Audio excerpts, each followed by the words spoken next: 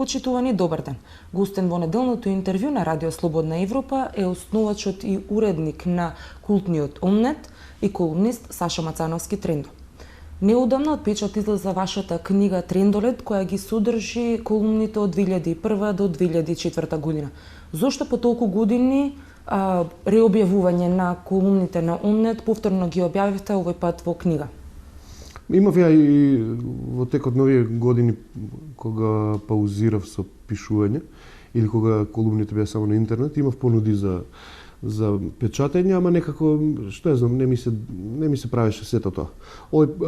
Заради целата тај ритуал малку на промоции, јадење бадемчиња, рецензии у кои те величат како да си починат и зборат се најдобро за тебе, ми беше малку незгодно тоа. Овој пат беше многу по една лежерна понуда од луѓето од Табернакул, плюс ја бев тогаш мамурен малку, па ме мрзеше да одбијам идејата. Така да, затоа. И по толку години се добива впечаток дека вашите колумни се свежи како да се пишувани вчера. Зошто се добива таков впечаток? Да, затоа што веројатно живееме во еден глуп круг кој го мотаме одново и одново. Јас кога ги објавив на интернет, после не знам колку години, се обидував да ги синхронизирам со годишните времења во кои се објавувани или со периодите. Така да од февруари 2001 објавував во февруари 2010 и многу луѓе мислеа дека се тазе некои напишани, затоа што едноставно цело време сме окупирани со истите филмови. Значи во февруари збориме или сме окупирани со Водици, во 8 март сите сме по жените, онда не знам доаѓа Евровизија па се забезекнуваме и тоа трае, што ја знам, добри 10-20 години отприлика.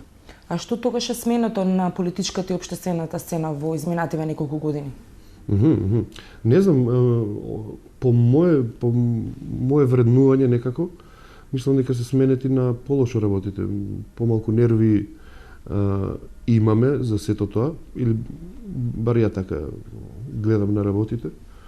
Помалку нерви, се по-бахат станува и народот и елитите, се помалку имаме трпение едни за други, се по-гнев се истура и по вестници и по екрани. Мене тоа воопшто не ми е возбудливо како феномен да го гледам, бидејќи политичкиот феномен главно сака да те улови на неговата сериозност. И ако го сватиш ти озбилно, онда ја губиш таа битка, затоа што тоа стварно е неозбилно она што ни го прават нас. Така да со некакво мое лудило се бранев од туѓото лудило.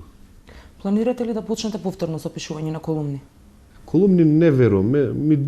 Како да ти кажам, ќе ти дојде некад да се истресеш во таа форма, ама брзо па ми проаѓа. Така да за некаков редовен ангажман мислам дека не би можел, затоа што и на крајот на криштата животот ти се комплицира и не можеш да бидеш таков аутсайдер, а таа аутсайдерска позиција на некој што е вака лежерно незаинтересиран, таа е потребна за да не се сватиш пресериозно и улогата на твојата колумна во меѓународниот поредок.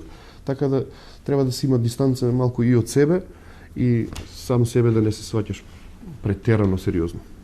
Што е она што те забавува на политичката сцена во Македонија во моментов?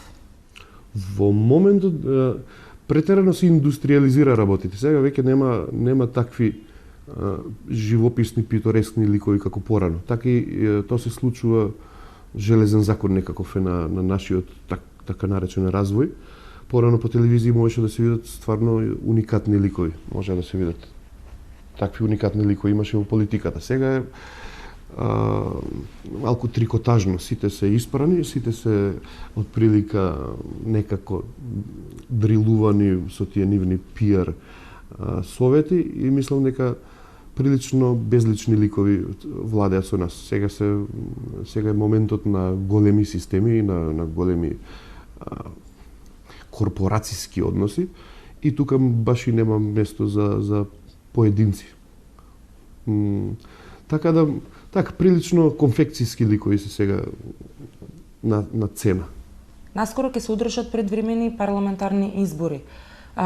Дополнително целата јавност се политизира. Те заморува ли таа атмосфера или пак ја следиш од, да речеме, сеирџиски побуди? Мене ми се следи тоа. Мислам, тоа се интересни на крајот на криштата, сериозни механизации стојат за тие големите партии. Мислам дека Ја па не спалам нешто посебно на тоа, затоа што сум ги видел тие приказни и како уредник на вести и од страна, како колумнист и така натаму. Отприлика ми е јасно што се случува. Ме нервира се ако ќе се запенават сите, ама во мојата приказка тоа баш добро ми доаѓа. Каравани, чуда, глупи изјави, глупи идеи. Преубаво. Не уживам во тоа. Во една прилика изјавивте дека доколку имате можност да снимите филм за Македонија денес, доколку се однесува филмот за интелектуалците во Македонија, тоа би бил нем филм. А доколку е од жарнот вестерн, нема да се знае кој ќе биде негативец, а кој позитивен лик. Што е тоа што им забележувате?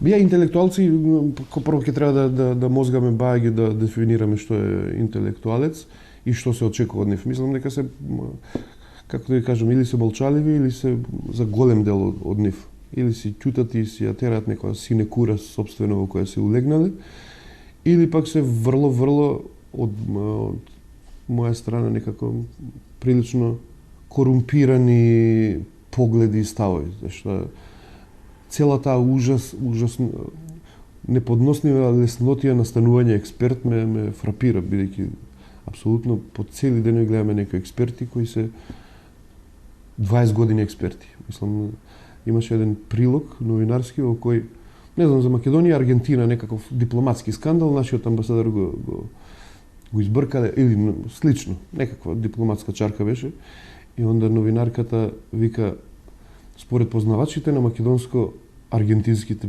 односи, мислам, колку ги има у Македонија познавачи на македонско-аргентински односи. Ама се тоа така завиткано за да си дадат тежина на своите бесмислености. Како основач и уредник на еден од најпосетуваните интернет сајтови, што мислите како во иднина ќе се развиваат онлайн медиумите во Македонија? Како и со кој интензитет ќе се развиваат? Па види, јас со интернет се занимавам од 2000 година. Значи, ја почнав да правам портал кога и интернет публиката беше сериозно мала. 5-6 илјади луѓе колку и вкупно беа на интернет. Ама јас стварно со мерак го правив тоа, на луѓето да им покажам што се чуда има. И тоа почна да се тркала, сега е сериозна публика и не знам зошто поголемите играчи не играат посериозно на тој план. Публика веќе има, пенетрацијата на интернет во Македонија е сериозно голема, поголема од Грција и од некои други земји, а медиумите се уште каскаат. Тоа е чудо едно.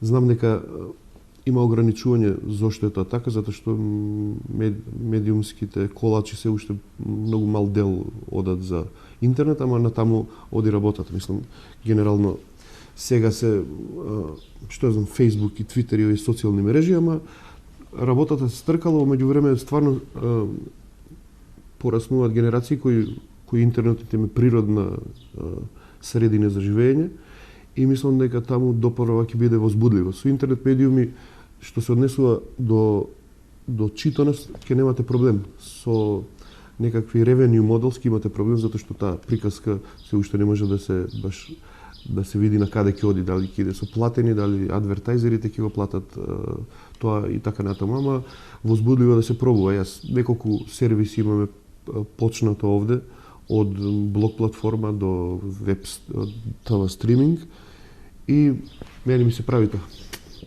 Една од вашите колумни се најде во учебник по македонски јазик. Ви годи ли таквото нешто? Се чувствува ли Трендо како Стале Попов на 21 век? Па не знам Стале Попов како се чувствувал сам по себе. Мене ме завезекнато. Ја не бев спремен за таков удар на образовниот процес врз моите нејаки плеќи. Јас да одговорам за форматирањето на некои нови генерации кои не ги познам и на кои па и не им беше наменета таа и таа колумна. Јас уствари не сум пишал на одредена публика, јас гледав да си го напишам оно што мене ми е интересно. И го кажав оно што Теофил Панчич, мислам дека еднаш го кажа, дека најлоша услуга на автор можете да му направите ако го ставите во лектира, бидејќи допрва тогаш никој нема да го чита. Ви благодарам за разговорот. Го следевте интервјуто на Радио Слободна Европа. Пријатно.